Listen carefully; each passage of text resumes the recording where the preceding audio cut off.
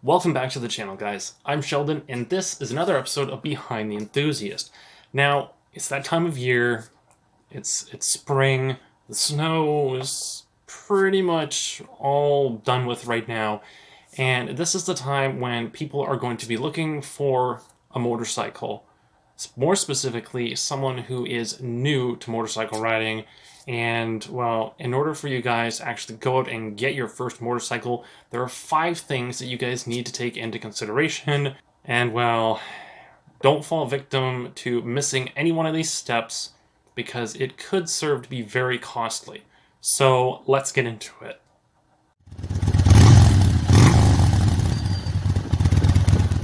So, first things first, guys, I've already been through this process. I've been a newbie, if you will.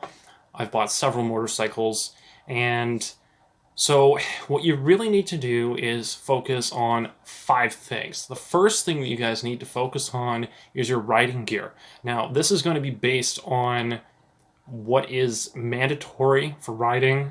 Obviously, you guys, depending on where you live, you might have different requirements. However, I'm basing this on a training course that you guys would potentially be taking where they're very strict and they actually have you pick certain gear. If you do not meet these requirements, you cannot take the motorcycle training course. So, first things first, you need a helmet. It has to be DOT rated or higher, so ACE, Snell, for example. Snell is also a really good one. Generally, that's for racing. But DOT, bare minimum, ACE is my preferred one to go by because it is actually a step up from DOT. It is actually the European standard. And obviously, if you have a Snell rated helmet, well, that's the best of the best. Obviously, if you guys can afford that, you can get one of those as well. Now, keep in mind, helmets, you don't want to be buying a used one. Even if this is your first motorcycle that you're preparing for, do not buy a used helmet unless it is off of a family member who has guaranteed you that it is only a couple years old and it has not been dropped. So keep that in mind.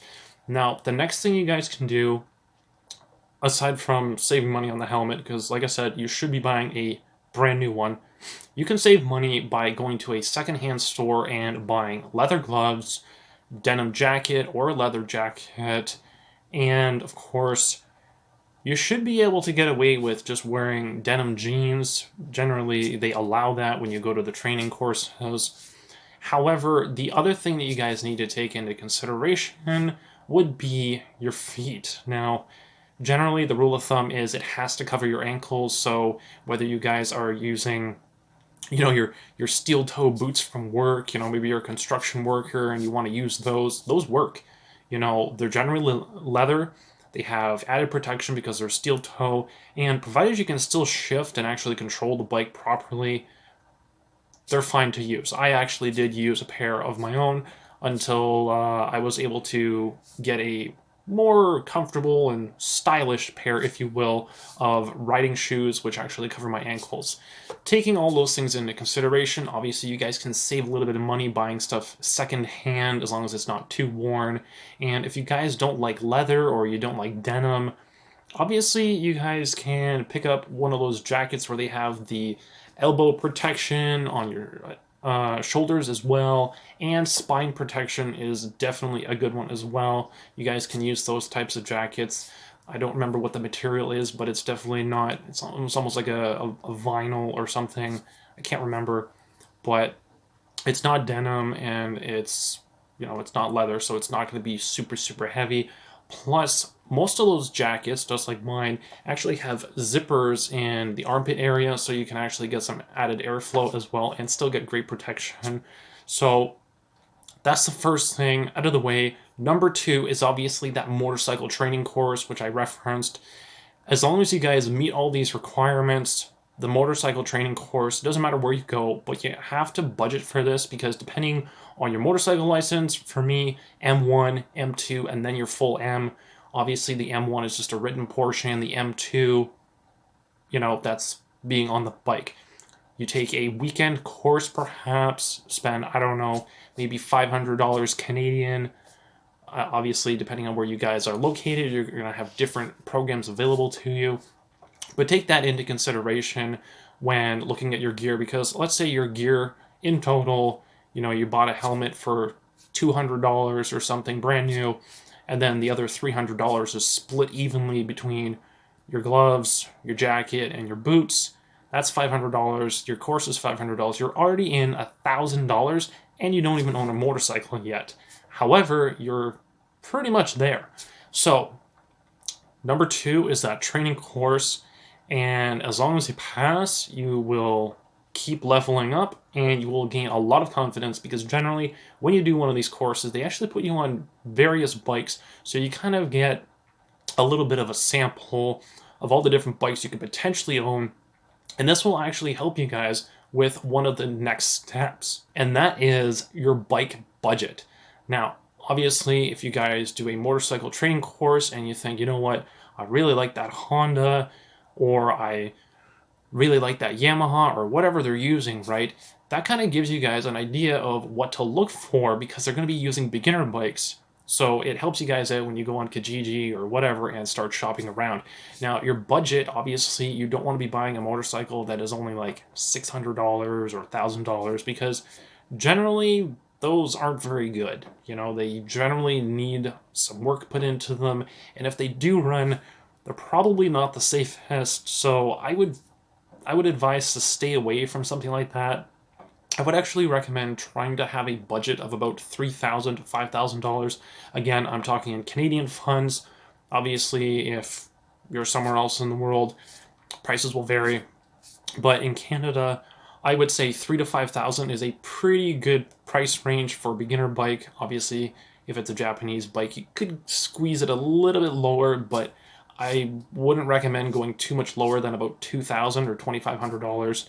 You want something that is it's beginner friendly, it is lightly used, moderately used, but not something that has been super abused, because the last thing you guys want to be doing is putting your safety at risk by buying a motorcycle that is, some $500 bargain, and the person swears to you that it's perfect to go, and it really isn't, and you end up having some sort of brake failure or something like that down the road. So don't risk it. Spend a little bit extra money, increase your budget. If you guys don't have a lot of money saved up yet after buying, your gear, doing the motorcycle course, continue saving,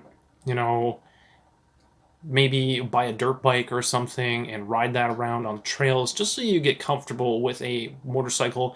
And with a dirt bike, you're off-road or something, it's a little bit safer, because if you're in the dirt or the sand dunes or something like that, you're not as likely to get injured, and you're not out on the public roads, you're not going to be, running into traffic or whatever, so you don't really have to worry about that. So there's always other ways to actually gain experience without, going out and buying a motorcycle. You can always do the off-road thing as well. Now, number 4 is going to be based on number 3. Obviously, your budget is going to dictate what motorcycles you can afford. So always have a secondary bike or a third option as well. Your first one is obviously going to be the one that you really, really want. You think it's the coolest bike or whatever, or maybe it has the most CCs. Maybe it's a 600 and your other 2 options are both 400s.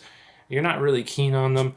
But always have multiple options, because when you go to your insurance company and you only have one bike option and they say, well, it's going to be $2,000 to insure that bike for the year, and you go, oh, well, I don't really want to spend $2,000. I just spent $2,000 on the motorcycle. But again, if you're a beginner, that's kind of a reasonable expectation. It doesn't matter how cheap the motorcycle is or how affordable it is.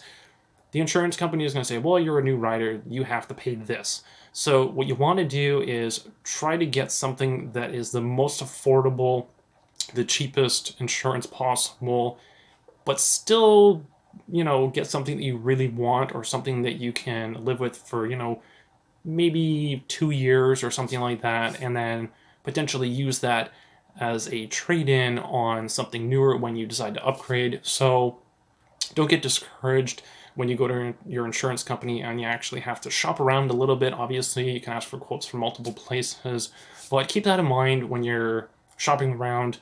Whatever motorcycles you really like, again, top 2 or top 3, take those, get quotes on them, and just go with the cheapest one. And if you guys want to spend a little bit of extra money on insurance so that you get the bike that you prefer as your first one, well, I'll leave that up to you guys. Now, the next step after your bike insurance, now that you think you finally got everything all ready to go, you've got all your budgets, you got your gear, you have your motorcycle training under your belt, you have everything all figured out, right? Insurance prices are perfect. You're only going to spend $1,000 a year for that 400cc motorcycle. However, there's one thing that you probably forgot about, and that is storage. Yes. If you buy a motorcycle, you have to put it somewhere.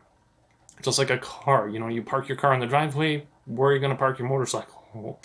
This is actually one of the things that I didn't really take into consideration as well. And so this is why I'm advising you guys to keep this in mind as the fifth and final thing on the list. And the thing is, yes, you can park your motorcycle in your driveway with your car, in a shed, behind your house. But what happens if you live in, I don't know, let's say an apartment or something, right? Now, not only do you have to invest in, well, not really a storage area, but you have to invest in a bike cover, and also security is another thing. Now, security, obviously, I could go into more details later, but this can range from anything on board, like an onboard alarm system, where if your key fob is not near the bike alarm goes off, or something as simple as a rotor lock, something like that.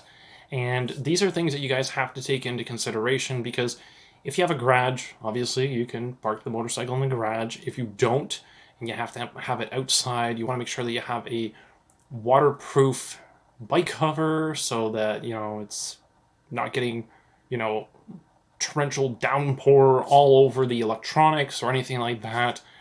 I know that some people will say, oh, you can leave your motorcycle outside, but it's better not to risk it.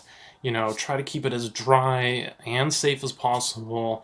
And another thing to consider is if you guys have a local dealership that actually has winter storage, this is something that you guys will also take into consideration, because you might end up spending, I don't know, let's say $200 or $300 for winter storage.